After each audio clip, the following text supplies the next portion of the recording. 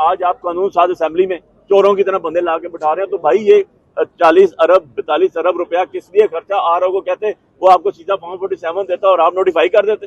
उसके अंदर जरूरत ही नहीं थी अरबों रुपए लगाने की, लोगों की बेटरमेंट पे लगा देते। जब इलेक्शन हो गया, लोगों का मैंडेट आ गया, तो ये तो आपको मानना पड़ेगा और ये आरओ जवाबदेह हैं। हमने इसीलिए पिटीशंस की थी। ज़्यादा वोट कॉस्ट हुए और 61% वोट कॉस्ट हुए जी। पाकिस्तान के अंदर सबसे ज़्यादा जो जिस हल्के में वोट कॉस्ट हुए अल्हम्दुलिल्लाह, और एक कॉम्प्रिहेंसिव विक्ट्री हुई। और फॉर्म 45 जो हैं वो सारे के सारे हमने पूरे 261 में से 260 इकट्ठे करके उसके बाद सबसे पहले मैंने अपलोड किया। सबसे पहले वीडियो भी मेरी आई और हैरत ज़दा बात है कि इतनी बड़ी लीड से हारे हुए शख्स को आपने कैसे बना दिया। जो घर जाके सो गया था, जो अपनी हार तस्लीम करके घर जाके सो गया। मैं शुक्रगुजार हूँ अपने साथ जो हमारे बाकी कैंडिडेट थे, जिनमें मुस्तफा नवाज खोकर साहब थे, जिसमें तहरीक लब्बैक के कैंडिडेट थे, जिसके अंदर इवन जमात इस्लामी के कैंडिडेट थे, जिनमें से तहरीक लब्बैक के कैंडिडेट ने और मुस्तफा नवाज खोकर ने पटिशन दायर की, जो मेरी पटिशन के साथ क्लब हुई कि ये हमारे विनर हैं और ये जो फॉर्म 45 हमारा है और जो तहरीक लब्बैक है और जो मुस्तफा नवाज खोकर साहब का, सारे मैच कर रहे हैं। तो क्वेश्चन रेज हुआ है। इस क्वेश्चन को एड्रेस करने के बजाय जो हमारे आरओ साहब ने जो लॉ को वायलेट किया, वो तो उसके जवाबदेह ही हैं और उसी लॉ को वायलेट करके इतने लोगों का मैंडेट चोरी करने की कोशिश की गई। ये चोरी हो नहीं सकता। ये अल्टीमेटली नोटिफिकेशन हमारे ही होने, क्योंकि हमने सारे के सारा रिकॉर्ड बाइंड करके कमीशन के सामने बुक में रख दिया, मीडिया को सबको सब सर्कुलेट कर दिया। इंटरनेशनल मीडिया के पास जो बाहर से फोन आते हैं और कहते हैं जी ये आपका रिकॉर्ड है, ये चीजें हमारे पास मौजूद है। हमने एक्सेल शीट भी बना दी और वो भी मैं सबको डिलीवर कर दिया already. So the thing is के अभी पोजीशन क्या है। एक रिस्ट्रेनिंग ऑर्डर दिया इलेक्शन कमीशन ऑफ पाकिस्तान ने, जो हमें भी दिया और तीनों हल्कों के अंदर दिया। रिस्ट्रेनिंग ऑर्डर दे दिया 11 बजे के 10, साढ़े 10 और 11 के दरमियान सारे ऑर्डर्स हो गए वहां से, और अपनी डिप्टी डायरेक्टर को बुला के कहा कि कन्वे करें। और उसके बाद 1 बजे का टाइम था हमारा कंसल्टेशन का।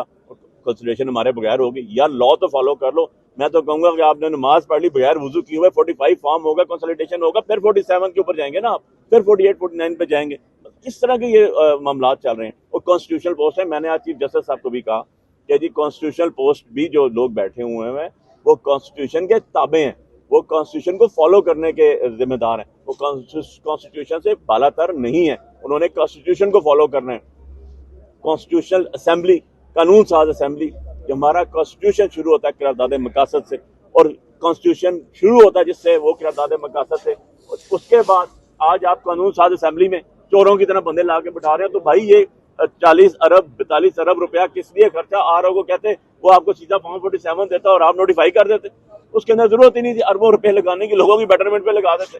जब इलेक्शन हो गया, लोगों का मैंडेट आ गया, तो ये तो आपको मानना पड़ेगा और ये आरओ जवाबदेह हैं। हमने इसीलिए पिटीशंस की थी कि ये आरओ जो है इनको देखें, इनके कैरेक्टर देखें। ये यहाँ पे जो है लगा रहे हैं दफे 144 के, ये यहाँ पे FIR करा रहे हैं, यही आरओ है। आज जवाब मिल गया आवाम को। आज जो क्वेश्चन रेज होता था कि बहुत अच्छे हैं, आला बाला है, जवाब मिल गया। आज तक मैंने आरओ की शक्ल नहीं देखी। जब जाते हैं मिलता ही नहीं आरओ, ना इलेक्शन से पहले, ना इलेक्शन के बाद, ना किसी भी जगह। आरओ साहब कौन है, उसकी जगह कोई और बंदा बैठा होता है। अंदर जाने की इजाजत नहीं है। ये बाइंडिंग है, ये लॉ की स्पिरिट है कि आपका कैंडिडेट हर कोई जाएगा, उसके सामने फॉर्म 45 खुलेंगे। और जो अभी चैलेंज किया गया, बड़ा जबरदस्त बात की मेरे भाई ने भी कि आप सारे मीडिया में बैठ जाए। मैंने तो सबको दे दी। कोई ऐसा एंकर पर्सन नहीं है जिसके पास फॉर्म 45 ना हो। हमारे NA-48 के कोई ऐसा बंदा नहीं है जिसके पास पब्लिक डॉक्यूमेंट है। चला गया, पब्लिक की इमानत चलेगी। व्हाट इज फॉर्म 45, ये देख लें। इसके ऊपर एक कार्बन कॉपीज होती हैं जिसके ऊपर आपका प्रेसिडेंटिंग ऑफिसर के साइन और अंगूठे हुए होते हैं, और जितने आपके कैंडिडेट्स होते हैं सबके साइन हुए होते हैं और सबके डॉक्यूमेंट्स मौजूद होते हैं। सो ये जो शबखून मारा गया, ये इस तरह नहीं चल सकता। It will be over. ये बताएं कि ये अगर आपकी जीत का नोटिफिकेशन जारी हो भी जाता है तो आप सब कुछ भूल जाएंगे, या कानून के तहत आप इसको एक गलती कहेंगे रिटर्निंग अफसर की, या ये जालसाजी कहेंगे? कानून क्या कहता है? मैं ये बताऊं कि ये गलती नहीं है। अगर ये जो आपकी बात है, अगर मैं इसको तस्लीम कर लूं तो फिर सारे गुनाहगार कहेंगे जी ये तो हमें ना दे। Ignorance of law is no excuse. कानून क्या? Ignorance of law is no excuse. Complaints होगी, अभी प्राइवेट कंप्लेंट्स आएंगी, अभी कंटेम्प्ट आएगा। सबसे पहले तो ECP के ऊपर कंटेम्प्ट, ECP की कंटेम्प्ट फाइल होगा अगेंस्ट द आरओ कि ये एक ऑर्डर आ गया, ECP का ऑर्डर है, उनका अपना ऑर्डर है और उसके इम्प्लीमेंट नहीं किया। कंटेम्प्ट किसके पास जाएगी? ECP के पास। किसके खिलाफ होगी? आरओ के खिलाफ। कंप्लेनेंट कौन होगा? पिटिशनर कौन होगा? कैंडिडेट्स होंगे। सो ये तो लॉ की आपने करना है ना, उसको फॉलो। देखिए मैं इसका जवाब दे दूं। एक तो ये है कि मैं आज कंटेम्प्ट भी करने जा रहा हूं।